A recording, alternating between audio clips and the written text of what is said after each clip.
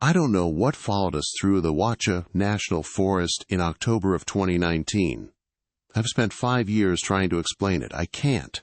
And the worst part isn't what we heard, or what we saw in the tree line on that second night. The worst part is that when I reported it to the ranger station the next morning, the woman behind the counter didn't look surprised. She just closed her eyes like she was tired and said, "Which trail were you on?" I told her. "The Winding Stair."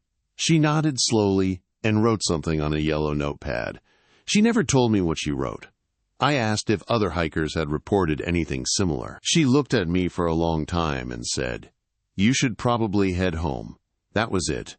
No follow-up, no explanation, just go home. I'm sharing this now because last month a friend sent me a thread on Reddit where 2 other groups described almost exactly what happened to us on the same trail, in the same stretch of forest, between mile markers 9 and 14. Same sounds, same behavior, same feeling of something pacing alongside them just beyond what they could see. So here's what happened.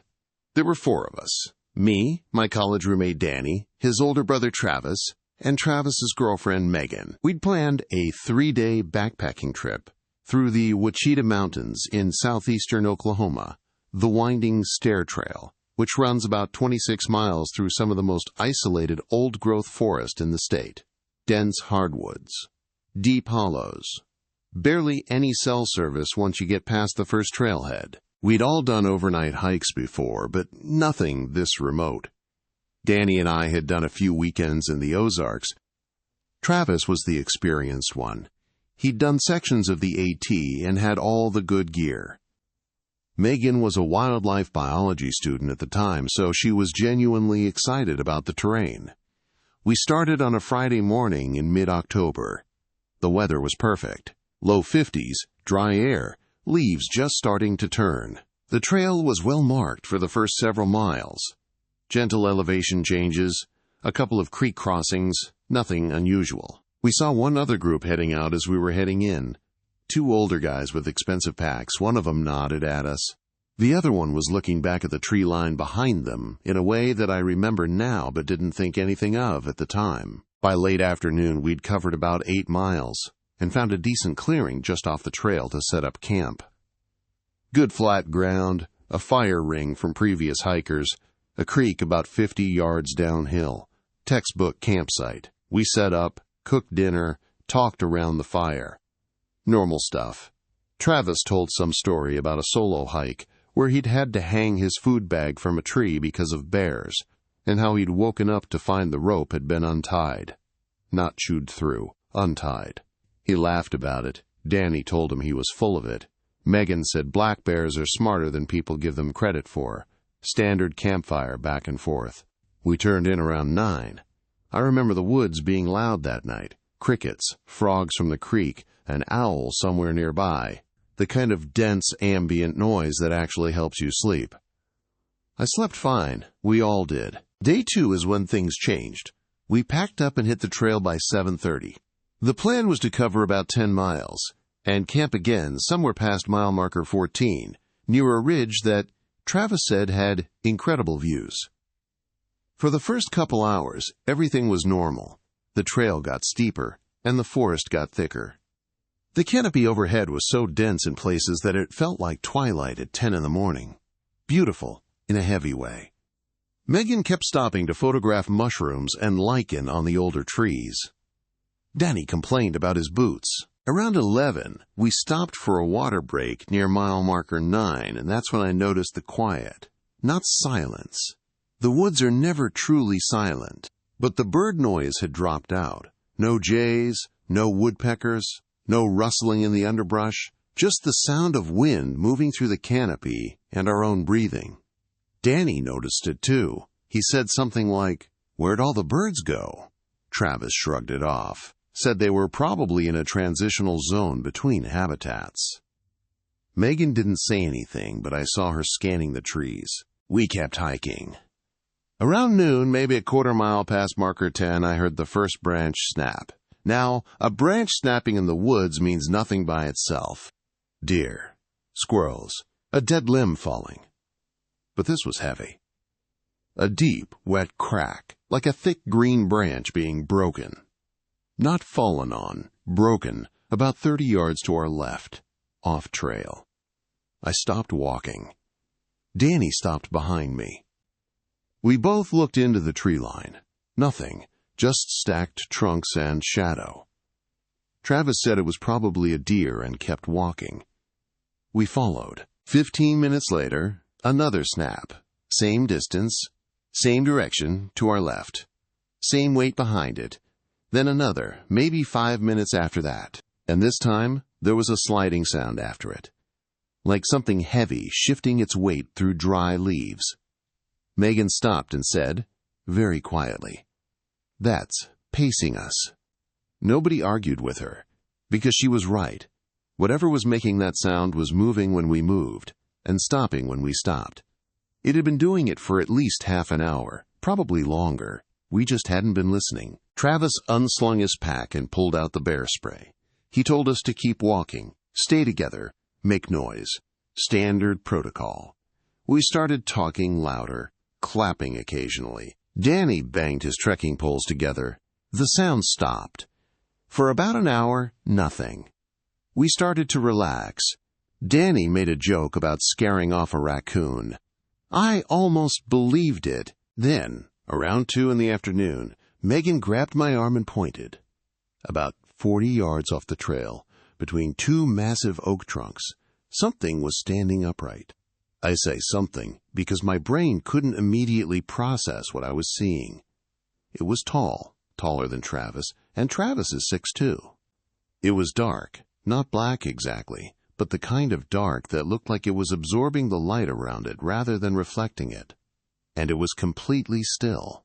I stared at it for maybe 5 seconds. Then the shape shifted, not moved, shifted, like it adjusted its weight from one side to the other, and I lost it in the trees. 1 second it was there, the next I couldn't find it again, no matter how hard I looked, like it had just folded into the pattern of bark and shadow. Megan saw it. I saw it. Danny was looking the wrong direction. Travis had his back to it. Megan looked at me and mouthed, "What the hell was that?" I shook my head. I didn't know. I still don't. We picked up the pace significantly after that. Travis could tell something had rattled us, and when Megan told him what we'd seen, he got serious. He didn't dismiss it. He just said, "Okay." We pushed to the ridge and camp in the open tonight. No tree cover. We made it to the ridge by about 4:30. Travis was right.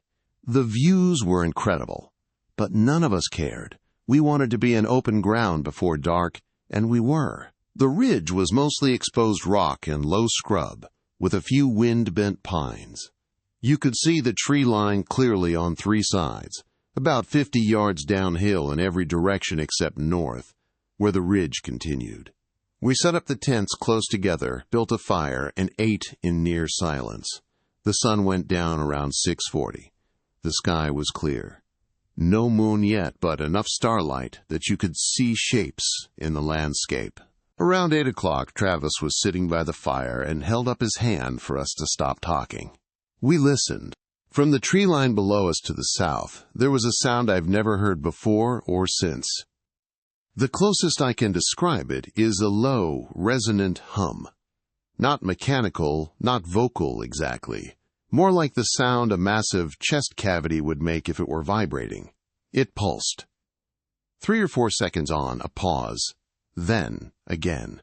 It was deep enough that I felt it in my sternum more than I heard it with my ears. It lasted maybe 30 seconds. Then it stopped. Nobody said a word. Then Megan whispered, "There." She was pointing toward the southern tree line. At the very edge where the trees met the scrubland, there was a shape. Tall, upright, moving laterally, left to right, slowly. I could barely make it out against the dark mass of the forest, but there was a shape, tall, upright, moving with a smoothness that didn't match any animal I've ever seen. No bobbing like a person walking. No hitched gait like a bear on hind legs. Just a fluid, continuous lateral motion, like it was gliding. Travis had his headlamp. He clicked it on and aimed it at the tree line. The beam hit the trees and the shape was gone, just trunks and branches. But here's the part that keeps me up at night. When he swept the beam slowly to the right, following the direction it had been moving, I saw 2 points of reflected light about 7 feet off the ground. Just for an instant. Not eyeshine the way a deer or raccoon reflects. This was a dull, amber glow, like light reflecting off something that was already faintly luminous on its own. Then they blinked out. Not like eyes closing, like someone turning off a switch. Travis kept the beam on that spot for a solid minute. Nothing. "We're leaving," he said. Not a suggestion. A statement. I looked at my watch. It was 8:23 at night. We packed our camp in the dark by headlamp in under 15 minutes. Everything that wouldn't fit got left behind. Travis took point with the bear spray in one hand and his trekking pole in the other. Danny was behind him, then Megan, then me in the rear. We hiked out north along the ridge and then picked up a fire road that Travis knew about from his map. The fire road connected to a county road about 4 miles out. For the first mile on the fire road, the sounds came back, pacing us. Same left side as before. Same distance. Same deliberate snapping of branches. But now there was something else. A faint clicking sound, like 2 stones being tapped together at irregular intervals. It was coming from slightly behind us and to the left. And then, from somewhere ahead of us and to the right, we heard the hum again. The same low, pulsing vibration. But this time it was answered. From behind us, back toward the ridge, a second hum, slightly different in pitch. There was more than one. Megan started crying. Not panicking. She was still walking fast, still holding it together. But tears were running down her face, and she was breathing in short, shaky bursts. Danny put his arm around her and kept her moving. Travis just walked faster. The sounds followed us for about another half mile, and then, just like that, they stopped. All of them. At the same time, like whatever was tracking us had hit an invisible boundary and decided not to cross it. 20 minutes later, we hit the county road. A pickup truck came by within 10 minutes. A local guy who didn't ask many questions just drove us to the ranger station. The ranger station interaction I already told you about. The woman who wasn't surprised. The yellow notepad. The suggestion to go home. We drove back to Oklahoma City that night. 4-hour drive. Nobody slept in the car. Nobody talked much either. In the weeks after, I tried to research what we'd experienced. I looked into every rational explanation I could find. Black bears don't pace hikers laterally at a fixed distance. Mountain lions don't make low-frequency humming sounds. There's no known wildlife in the Ouachita Range that stands 7 feet tall and reflects amber light from its eyes. I found a few old forum posts from hunters in that area describing similar sounds. The clicking, the humming, but nothing conclusive. One post from 2011 mentioned a trail closure in that section after multiple hiker reports of aggressive wildlife behavior, but I couldn't verify it. Danny doesn't talk about it. Travis went back to that area once, alone, the following spring. He hiked in 3 miles, sat for an hour, heard nothing, and left. He told me afterward that the forest felt different during the day. Normal. He said he wouldn't go back at night. Megan and Travis broke up about 6 months later. I don't think it was related, but Megan told me once that she had recurring nightmares about the tree line, not about what she saw, but about the moment right before she saw it.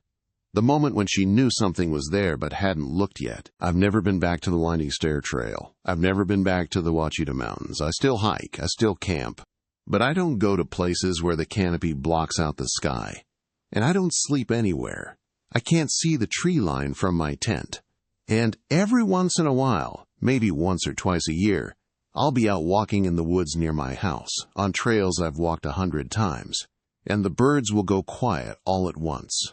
And for about 10 seconds, I'm back on that trail, listening for the snap of a branch that shouldn't be breaking. It never comes. But I always listen. If you've had a similar experience in the Ouachita National Forest or anywhere in the wilderness, I want to hear about it. Drop your story in the comments or email it to us at the link in the description. And if you're planning a trip through the Winding Stair Trail, be careful past mile marker 9, especially after dark.